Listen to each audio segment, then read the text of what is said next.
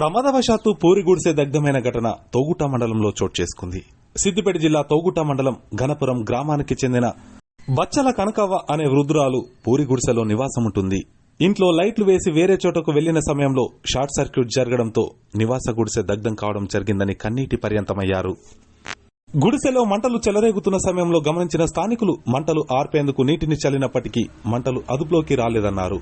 గుడిసెలో ఉన్నటువంటి 30 తులాల వెండి, 1 తులం బంగారంతో పాటు సుమారు 30,000 రూపాయలు కాలి బూడిదయ్యాయని కనకవ్వ వాపోయారు. రోజువారీ కూలీ చేసుకుంటూ బతికే వృద్ధురాలు పరిస్థితి దీనంగా మారిందని గ్రామస్తులు ఆవేదన వ్యక్తం చేస్తున్నారు. ప్రభుత్వంతో పాటు మానవతావాదులు స్పందించి వృద్ధురాలి కుటుంబాన్ని ఆదుకోవాలని కోరుతున్నారు. 30 తులాల ఎండి పోయింది, తులం బంగారం కాలిపోయింది, బియ్యం కాలిపోయినాయి, అన్ని కాలిపోయినాయి.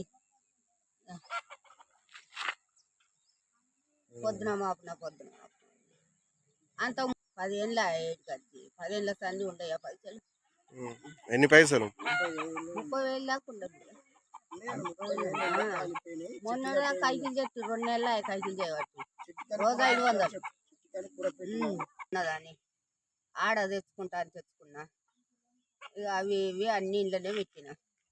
అవి బుక్కులు పోయినాయి, అన్ని కాలిపోయినాయి. ఇప్పుడు బుక్కులు పోయినాయి, పాత బుక్కు, ఆధార్ కార్డు బుక్కు, అది గాసు బుక్కు, రేషన్ కార్డుది, పిల్ల అన్ని కాలిపోయినాయి.